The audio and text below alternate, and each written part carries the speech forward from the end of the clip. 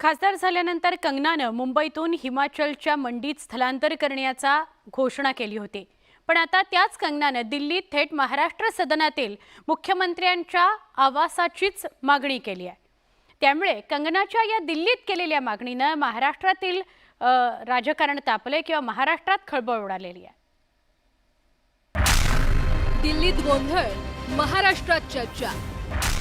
कंगनाला हवी थेट मुख्यमंत्र्यांची रूम।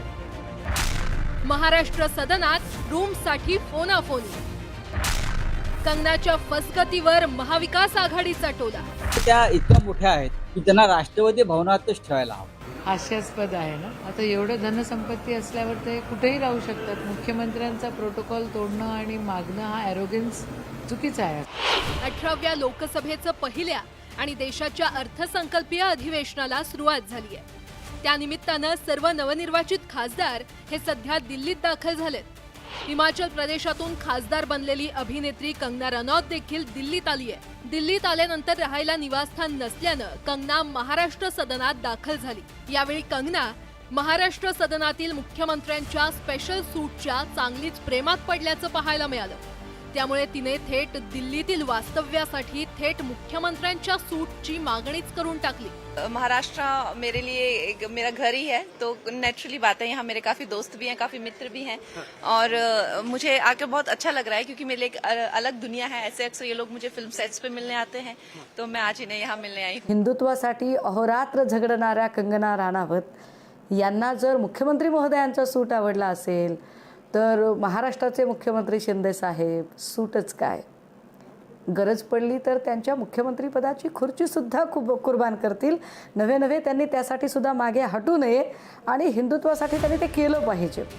कंगना ज्या महाराष्ट्रातील सदनातील सीएम सूटच्या प्रेमात पडली तो मुख्यमंत्र्यांचा आवाज आहे तरी कसा तेही जाणून घेऊया। महाराष्ट्र सदनात एकूण 135 रूम आहेत। यातील 70 रूम या नेहमी आरक्षित असतात।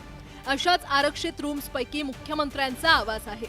मुख्यमंत्र्यांच्या आवासात एकूण 7 खोल्या आहेत, ज्यात एक हॉल, एक किचन, 2 बेडरूम, एक कार्यालय, एक भोजन कक्ष आणि एक अँटी चेंबरचा समावेश आहे। लोकसभेचं नवीन सत्र सुरू होतं, जसं आता यावेळेस 18वं सत्र सुरू आहे। 18 सत्र सुरू असताना जेही नवनियुक्त खासदार आहे त्या नवनियुक्त खासदारांसाठी इथेच खोल्या देण्यात आल्या आहे। काही खासदार जे जुने दुसऱ्यांदा निवडून आले, यापूर्वी ते मंत्री होते, त्यांना कॅबिनेट कक्ष दर्जाचा जे रूम आहे ते देण्यात आलेले आहे।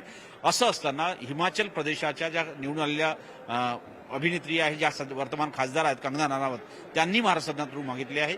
ती जरी नाकारली असली तरी महाराष्ट्र सदनामध्ये फक्त 70 पेक्षाच जास्त जागा आहेत, त्या नेहमी आरक्षित असतात असं म्हणावं लागेल। अत्यंत स्पेशियस आणि आरामदायक असल्यामुळेच कंगनानं थेट मुख्यमंत्र्यांच्या आवासाची मागणी केली। या सूटसाठी कंगनानं महाराष्ट्रात फोनाफोनी केल्याचं पाहायला मिळालं।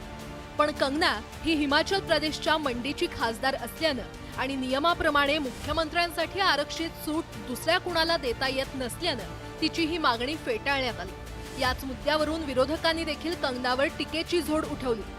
त्या इतक्या मोठ्या आहेत की त्यांना राष्ट्रवादी भवनातच ठेवायला हवं मोठ्या सूटमध्ये। बघा, एक नियम आहे,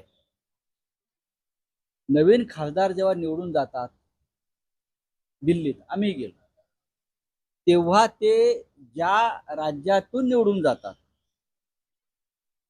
त्या राज्याच्या दिल्लीतल्या ज्या वास्तू आहेत, सदन आहे, हास्यास्पद आहे ना। कार्यकर्ता लहानाचा मोठा व्हायला किती वेळ लागतो आणि एखादी व्यक्ती एखाद्या अशा बॅकग्राऊंडमधनं मूवी स्टार म्हणून येते आणि त्यांना कळत पण नाही की प्रोटोकॉल काय आहे काय नाही आहे। आता एवढं धनसंपत्ती असल्यावर ते कुठेही राहू शकतात। मुख्यमंत्र्यांचा प्रोटोकॉल तोडणं आणि मागणं हा एरोगन्स चुकीचा आहे असं मला वाटतं। कंगनाच्या मुंबईतील घरावर उद्धव ठाकरेंचं सरकार असताना तोडक कारवाई झाली होती। तेव्हापासून कंगना आणि महाविकास आघाडीत राजकीय वैर आहे। आता हिमाचल प्रदेशातून भाजपची खासदार झाल्यानंतर कंगनानं थेट महाराष्ट्र सदनातील मुख्यमंत्र्यांच्या सूटवर दावा केल्याचं दिसलं। तिचा हा प्रयत्न फसला असला तरी यावरून राजकारण मात्र पेटल्याचं पाहायला मिळतंय। Bureau report, news 18 Lokmat.